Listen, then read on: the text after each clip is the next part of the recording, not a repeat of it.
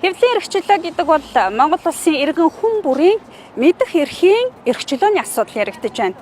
За түүнчлэн хэвлэл мэдээллийн салбар гэдэг бол иргэн таны үндсэн хуулиар олгогдсон үгээ хэлэх, үзэл бодлоо илэрхийлэх чөлөөт эндэр болдог.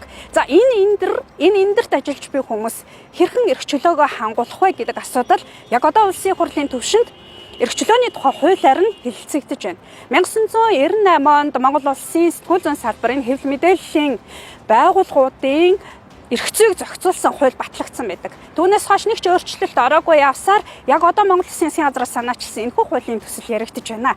За энэ хуулийн төсөл шинжилсэн найруулга гэдэг утгаараа олон зүйл заалтууд нэмэгдсэн. Харин эдгээр зүйл заалт нь үнэхээр хэвлэл мэдээллийн эрхчлөөг хангаж чадаж байна уу? Цаашлаад хэвлэл мэдээллээр дамжуулан мэдээллийн хүлээн авч байгаа Монгол улсын иргэдийн мэдэх эрхийг хангаж чадах уу гэдэг дээр асуудал яригдж байна.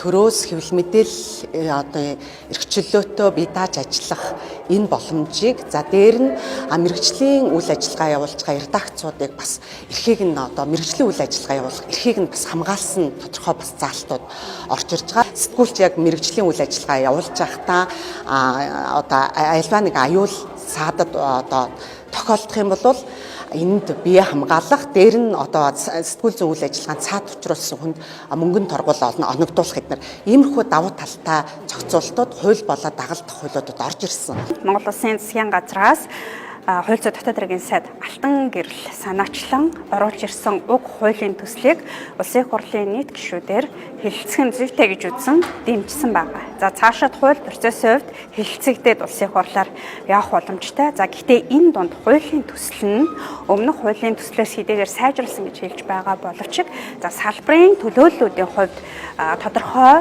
эрхийг хамгаалж чадаагүй зүйл залтууд байгаа учраас дахин өөрчлөх шаардлагатай гэдэг ийм байр суурьуудыг илэрхийлж байгаа юм а.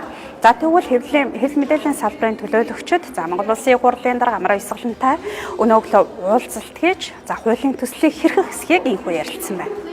Цаашдаа яах вэ гэдэг асуултыг бас хоёр талаасаа ярьсан. За хэлцэг хэсгийг ингээд шийдчихлээ. Шийдсэний дараагаар ажлын хэсэг байгуулагдана. Ажлын хэсэг дээр салбарын бүхэл төлөөллүүдийг хангасан байдлаар дэд ажлын хэсгийг байгуулад тэр дэд ажлын хэсэг хоёр зарчмуудаа бүгдийг тохироод за одоо л энэ хууль яг явахд боломжтой боллоо гэж хоёр талаасаа санал нэгдсэн нөхцөлд анхны хэлэлцүүлэг рүү оруулнаа. Тэрнээс нааш оруулахгүй гэдэг ийм амлалтыг бол улсын хурлын даргын түвшинд өглөөлтөө. Тэгэхээр энэ бол цаашдаа бол бид салбарынхан өөрсдөө дотооддоо бас энэ хуулиудыг яаж сайжруулах юм гэдэг дээр нэлээд сан ажиллах ийм үүргийг хүлээж байна. За нөгөө талаасаа бас парламентод сэтгүүлч байсан нэлээд олон гишүүн байгаа. Эдгээр гишүүд маань бас энэ ажлын хэсэгт ороод энэ ажлын хэсгээр байгаа саналууд дээр нэлээд төлхөө ажиллах байх гэж үзэж байна. Улсын хурлд хэвлэл мэдээллийн эрх зүйн салбарыг илүү сайжруулах ажлын хэсгийг улсын хурлын даргын захирамжаар байгуулсан уг ажлын хэсгийг өмнө нь сэтгүүлчээр ажиллаж байсан улсын хурлын гишүүн Лада Самбахтай ажиллаж байгаа. За түүний хувьд одоо хэлэлцэгдэж байгаа хэвлэл мэдээллийн эрхчлөөний тухай хууль гэхээсээ илүүгээр шинээр хуулийн төсөл боловсруулан оруулж ирэх боломж байсан гэдгийг бас хэлж байгаа юм а. Би бол анх энэ хууль өргөн баригдсан цаг буюу 2-3 сарын өмнөөс энэ хууль болохгүй юм. Хэвлэлийн эрхчлөөний хуулийг шинжилэн найруулах шаардлагагүй. Одоо байгаа эрхчлөөний хууль амьлуулах асуудал байгаа маа. Тэргээл хэрэгжүүлэх асуудал байгаа маа. Энд хэрэгжүүлэхэд саад болоод байгаа нэг 17-оос 20 орчим хууль байна. 17 хууль бол эхний байдлаар манай судалгаан дээр байна гэдгийг манай ажлын хэсэг судалгаа хийгээд хэдэн сар судалгаа хийгээд тогтоогод. Тэгээд энийг ер нь өөрчлөх зам руу явах бий гэсэн байр суурьтай байсан. Нэгэнт хилцгээр болцсон учраас энэ салбарын хүн байна. Орхио явуулж чадахгүй. Тэгэхээр одоо энийг ялуулах, сайжруулах талаас нь ажиллана.